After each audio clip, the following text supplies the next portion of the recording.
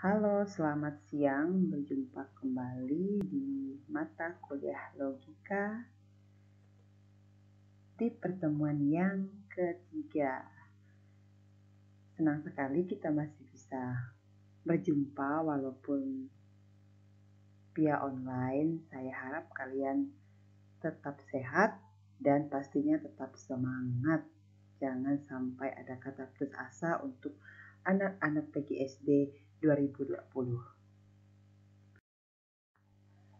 Oke, pada pertemuan yang ketiga ini kita akan membahas mengenai yang pertama itu adalah macam-macam logika. Nah, di sini kita akan pelajari ragam logika yang ada.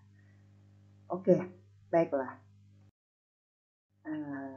Mari kita sama-sama mempelajari mengenai macam-macam logika yang sudah ada dan sudah dipelajari oleh kebanyakan orang pada umumnya. Yang pertama itu adalah logika dalam pengertian luas dan sempit. Kemudian yang kedua, logika deduktif dan induktif. Yang ketiga, logika formal dan material. Yang keempat, logika murni dan serapan. Kemudian yang kelima adalah logika filsafati dan tematik. Nah, nanti kita akan bahas ragam logika ini satu persatu. Saya harap kalian menyimak dan mendengarkan dengan baik mengenai materi pada pertemuan yang ketiga ini supaya kalian bisa lebih paham dan memahami lebih dalam lagi tentang macam-macam logika yang akan kita pelajari. Yang pertama yang akan kita bahas bersama adalah logika dalam pengertian luas dan sempit. Baik, yang pertama, logika dalam arti sempit. Nah, logika dalam arti sempit ini dipakai searti dengan logika deduktif atau logika formal. Nanti kita akan melihat apa itu logika deduktif dan logika formal. Kita akan bahas di slide selanjutnya. Kemudian, logika dalam arti luas.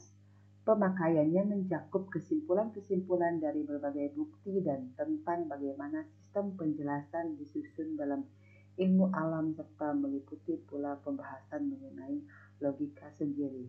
Nah, ini logika dalam arti luas ini mempunyai pengertian ya sesuai dengan title-nya atau judulnya itu adalah logika dalam arti luas. Logika pada umumnya berarti mencakup semua pengertian logika yang akan kita pelajari. Selanjutnya adalah logika deduktif dan induktif. Nah, tadi disinggung di pengertian mengenai logika dalam arti sempit itu ada kata deduktif. Mari kita lihat bersama-sama apa itu pengertian logika deduktif.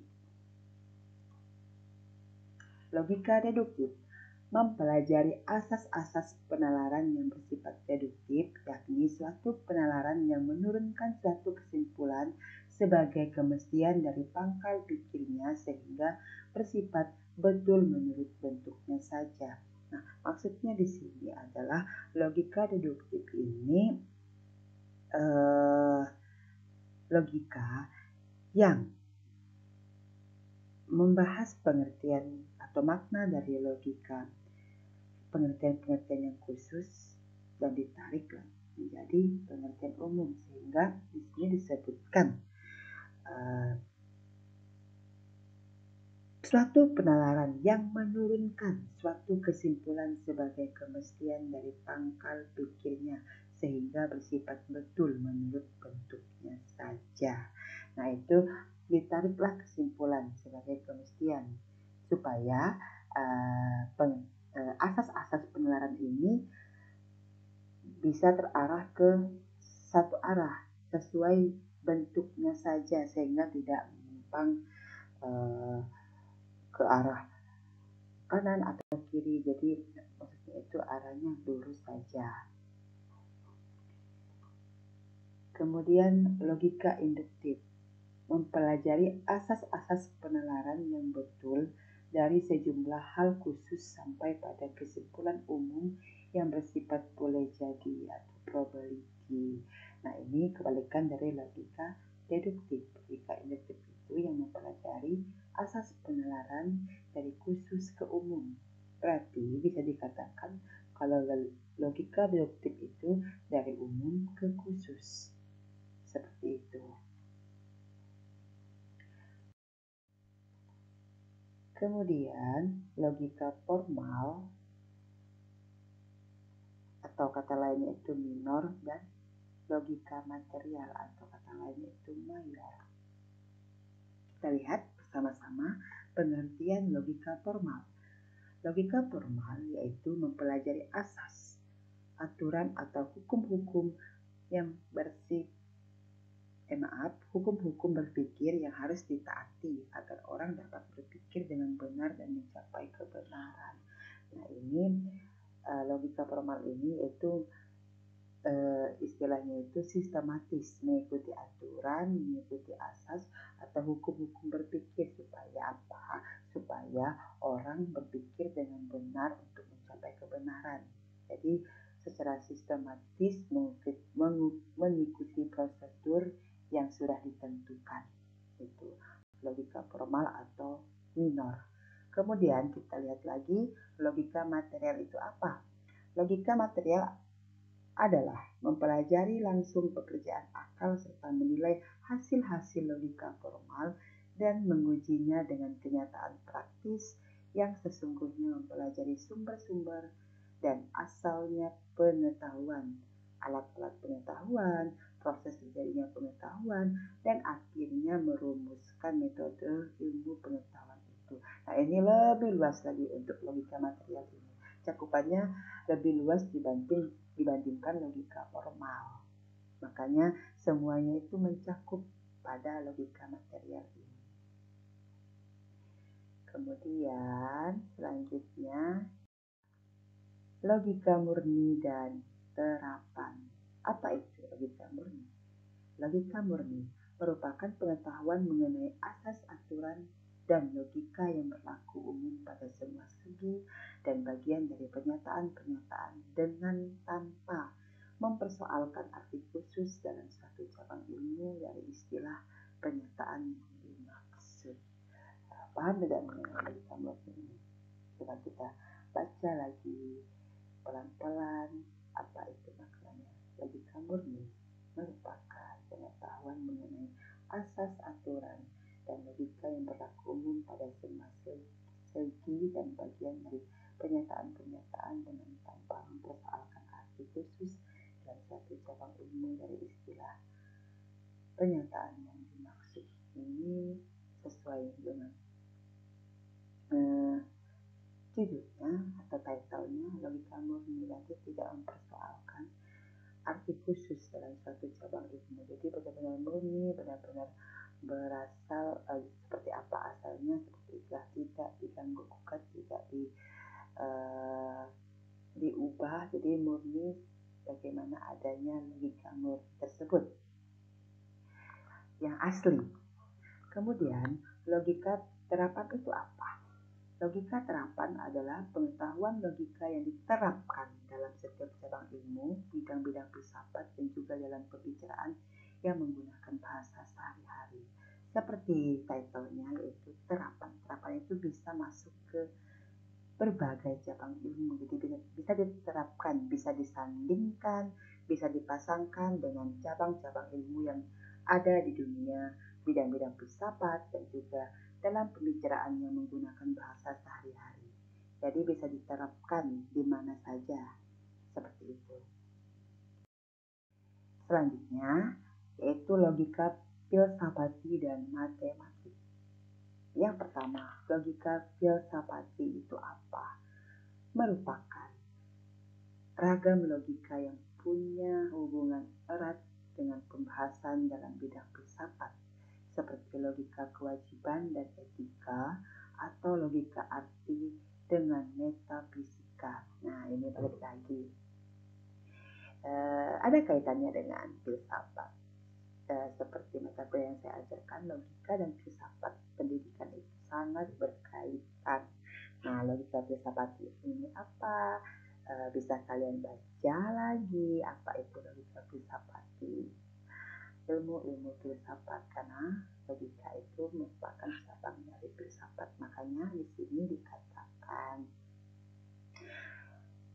logika yang punya hubungan erat dengan pembahasan dalam bidang filsafat seperti logika kewajiban dengan etika, logika arti dengan metafisika.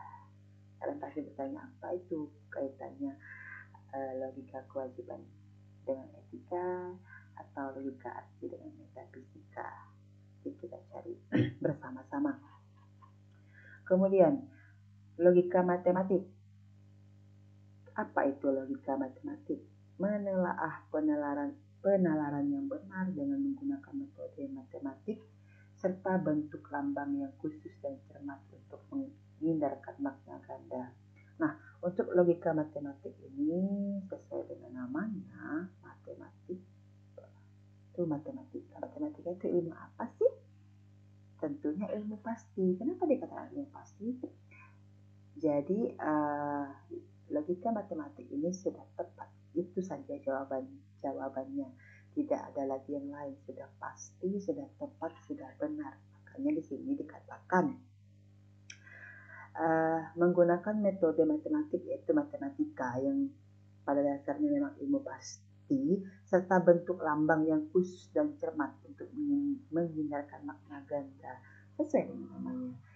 Logika matematik, logika yang pasti, yang tepat, yang benar, tidak ada lagi makna atau pengertian lainnya. Seperti itu. Kemudian selain 10 macam logika yang sudah kita bahas di slide sebelumnya, ada lagi logika alamiah dan logika ilmiah. Ini menurut Adib tahun 2010.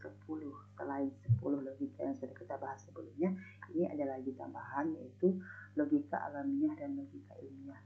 Sebenarnya ragam atau macam-macam logika itu sangat banyak, tapi di sini yang saya ambil beberapa saja. Nanti bisa kalian pelajari lagi via internet. Kalian bisa searching di Google atau kalian bisa mencari referensi-referensi lain mengenai macam-macam atau ragam logika lainnya yang tidak saya bahas di sini. Jadi yang saya paparkan atau jelaskan di sini itu yang perlu kalian pelajari. Nanti kalian kembangkan lagi apa saja sih ragam logika lainnya yang tidak kita bahas di pertemuan yang ketiga ini.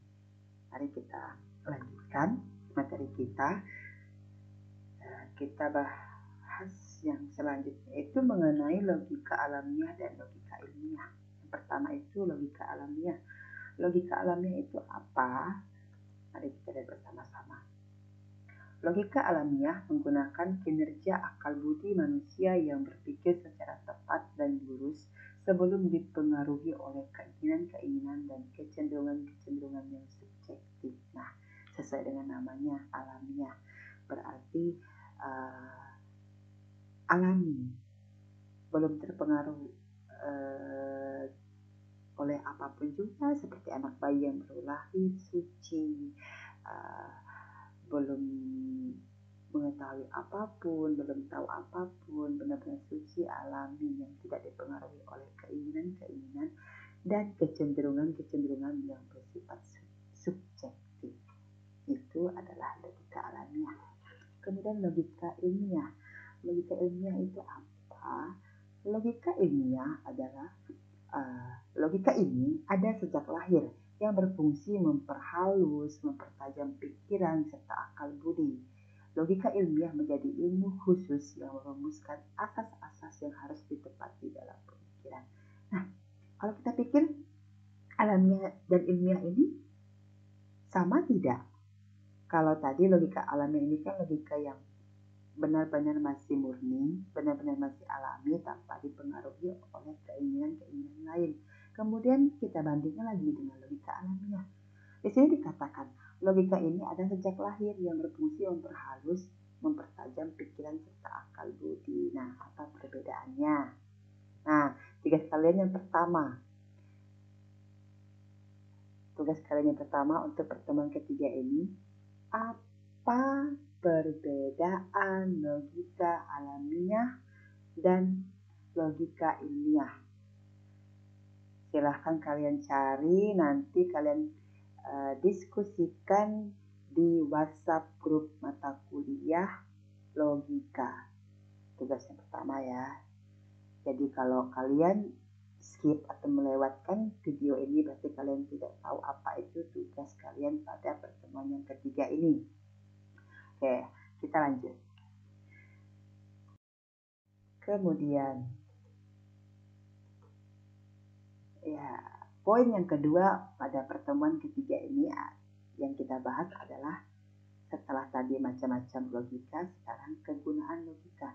Apa saja sih kegunaan logika itu? Mari kita lihat bersama-sama kegunaan atau fungsi logika yang kita pelajari ini. Apa fungsinya dalam kehidupan kita, dalam kehidupan sehari-hari, sangat berpengaruh tidak terhadap interaksi kita dengan sesama kita, terutama kalian yang tinggal di asrama, sama juga untuk teman-teman kalian yang tinggal di luar, interaksinya dengan keluarga mereka, apakah berguna logika ini? Mari kita lihat bersama. Apa saja kegunaan logika? Kegunaan logika yang pertama, membantu setiap orang yang mempelajari logika untuk berpikir secara rasional, kritis, harus, tetap, tertib, metodis, dan koheren. Nah, seperti judulnya, logika, penalaran.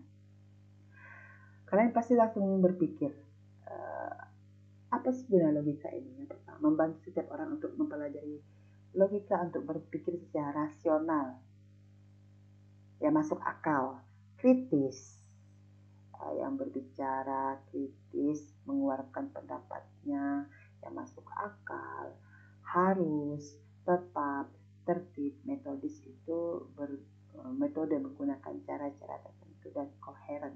Ini kegunaan logika yang pertama. Kemudian yang kedua, meningkatkan kemampuan berpikir secara abstrak, cermat, dan objektif. Tentunya kegunaan logika ini untuk meningkatkan kemampuan berpikir secara abstrak. Abstrak itu yang kita sudah bisa dalam tahap analisis, tidak lagi menganalisis benda yang kita lihat secara nyata. Kita sudah bisa berpikir abstrak, bisa menganalisis.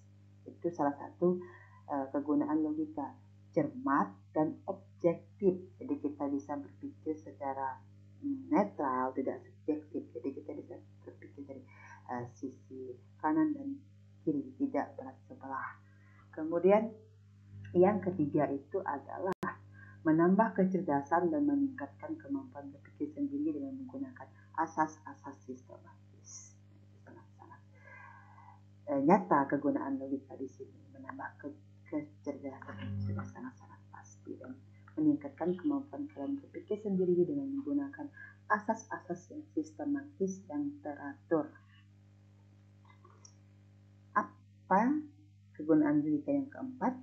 Kita baca, memaksa dan mendorong orang untuk berpikir sendiri dengan menggunakan asas-asas sistematis. Nah, ini tidak mau kita sebagai manusia yang mempunyai akal dan pikiran itu pasti akan terus berpikir sendiri. Kadang kita kan itu kadang manusia itu berputar-putar dengan pikirannya sendiri. Misalkan ada suatu masalah, dia mencoba memecahkan masalahnya sendiri. Nah, itu dalam artian di sini dipaksa itu kita berpikir sendiri.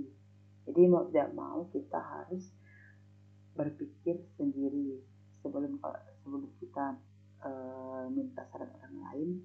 Biasanya manusia itu berpikir sendiri apakah dia bisa menyelesaikan masalahnya sendiri. Kalau sudah tidak sanggup, barulah berbicara kepada orang lain. Kemudian kegunaan logika yang kelima, meningkatkan cinta akan kebenaran dan menghindari kesalahan-kesalahan berpikir, kekeliruan, serta kesesatan. Mampu melakukan analisis terhadap suatu kejadian. Sangat pasti. Nah, kelima kegunaan logika ini sebenarnya sangat berhubungan dan satu sama lainnya memiliki keterkaitan. Jadi bisa kalian baca.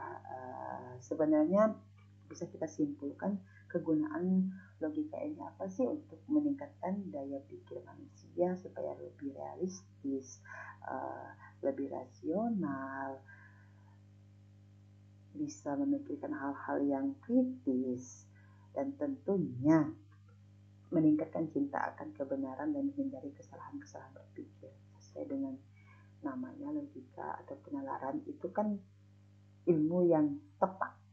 Jadi sebisa mungkin menghindari kesesatan, kekeliruan, kesalahan-kesalahan berpikir. Itu tentunya itu tujuan dari logika itu. Sebenarnya masih sangat banyak kegunaan logika.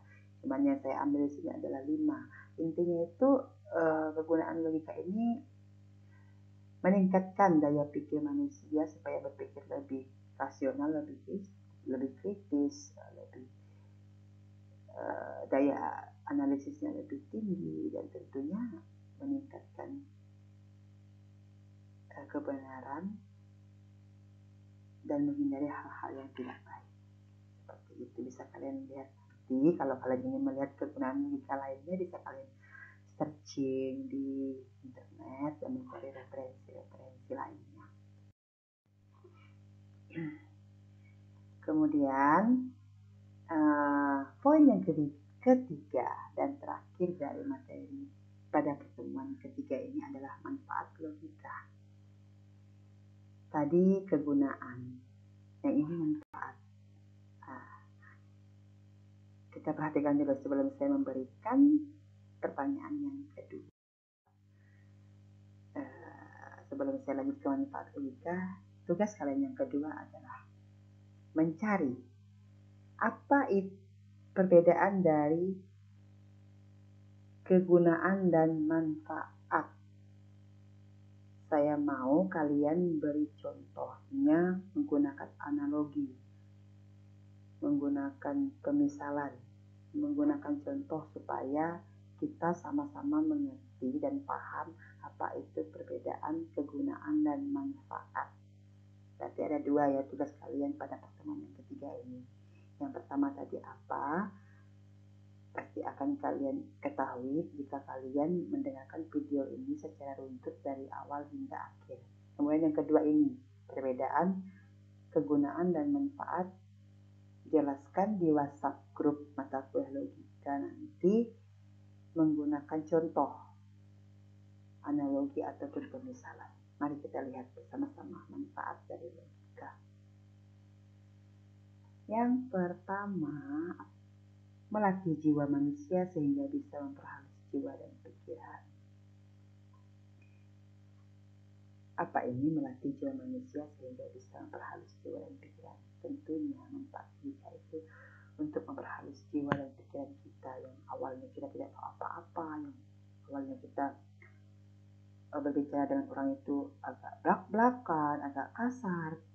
Kemudian dengan kita mempelajari logika, dengan adanya penalaran, dengan adanya ilmu-ilmu yang kita pelajari, semakin lama kita semakin tahu bagaimana caranya berbicara dengan orang yang lebih tua, bagaimana caranya berbicara dengan teman sebaya, bagaimana caranya berbicara dengan orang tua di rumah, bagaimana caranya berbicara dengan dosen, dan lain sebagainya. Kemudian yang kedua, manfaat dari logika adalah studi logika mampu mendidik manusia agar bisa berpikir jauh lebih jernih dan kritis. Tentunya ilmu logika ini bisa mendidik kita untuk bisa berpikir lebih jernih dan kritis. Karena semakin banyak kita mempelajari ilmu, semakin banyak kita memahami ilmu logika dan penalaran, kita jauh pemikiran kita itu jauh lebih jernih dan tentunya lebih kritis. Apalagi kalian sudah sampai di tahap mahasiswa, tentunya ilmu kalian sudah semakin tinggi dibandingkan teman-teman kalian yang masih di bangku SMA. Kemudian kita perhatikan lagi manfaat logika yang ketiga itu apa? Logika bisa memancing pemikiran yang lebih ilmiah dan refleksif. Tentu makanya banyaknya ilmuwan, banyaknya para filsuf ya, karena salah satunya mereka mereka mempelajari logika atau penalaran ini, sehingga mereka berpikir ilmiah dan reflektif, dan muncullah para ahli yang mengeluarkan pendapat-pendapat yang sangat-sangat terkenal. Contohnya bisa menciptakan buku, bisa menciptakan pendapat-pendapat yang kita pelajari hingga saat ini. Kemudian yang keempat, manfaat logika adalah bisa membantu manusia untuk mendeteksi penalaran yang keliru dan kurang jelas. Tentunya kita mempelajari logika ini supaya kita mengetahui ada hal-hal yang baik, ada hal-hal yang tidak baik, ada hal-hal yang harus kita lakukan, ada hal-hal yang tidak harus kita lakukan. Itulah yang dikatakan penalaran. Bisa mendeteksi penalaran yang keliru dan kurang jelas. Kemudian manfaat logika yang kelima, membantu manusia berpikir sistematis sesuai dengan aturan berpikir benar. Tentunya dengan kita mempelajari logika, kita semakin bisa berpikir secara sistematis, secara teratur, secara terarah, memiliki aturan ukuran, tidak ngomong sembarangan. Jadi kita bisa, dari pikiran kita bisa mengeluarkan argumen-argumen yang kritis, argumen-argumen yang membangun, yang tidak menyudutkan orang, dan lain sebagainya. Nah, itulah manfaat logika yang bisa kalian pelajari pada hari ini. Masih banyak lagi manfaat logika lainnya yang bisa kalian, sama seperti kegunaan dan ragam yang sudah saya jelaskan di slide sebelumnya. Itu bisa kalian lihat lagi kalau kalian ingin mempelajari lebih dalam mengenai manfaat logika itu apa, bisa kalian cari sendiri secara mandiri ya. Nah, ada beberapa poin yang kita pelajari pada hari ini. Ada 3, yaitu yang pertama macam-macam logika, yang kedua kegunaan logika, dan yang ketiga manfaat logika. Nah, tentunya penjelasan saya yang singkat ini saya mengerti kalian pasti masih banyak yang bingung, masih banyak yang belum paham mengenai logika, yang materi logika yang kita bahas pada pertemuan ketiga ini. Nah, untuk itu nanti kita lanjut diskusi di WhatsApp grup atau Play Logika. Tetapi sebelumnya kalian jawab dulu 2 pertanyaan yang saya ajukan di materi pertemuan yang ketiga ini. Jika kalian menyimak, kalian mendengarkan secara baik-baik, kalian pasti tahu pertanyaan-pertanyaan apa saja yang saya lontarkan di materi ini. Oke, mahasiswa PGSD yang semangat dan tidak pantang menyerah, kita akan lanjutkan pembahasan kita mengenai materi hari ini di WhatsApp group. Oke, untuk itu pahami baik-baik materi hari ini, pelajari baik-baik. Kalian sudah mahasiswa, kalian bisa belajar mandiri, kalian bisa memahami. Jika kalian belum paham, jika kalian masih bingung, silahkan bertanya di WhatsApp group. Nanti saya buka pertanyaan seperti pada pertemuan-pertemuan sebelumnya. Oke, terima kasih semuanya. Nanti kita akan membahas lebih lanjut di pertemuan keempat. Apa itu materinya nanti akan saya share di pertemuan yang keempat. Terima kasih semuanya. Tuhan Yesus memberkati. Tetap sehat dan selalu semangat. Dah.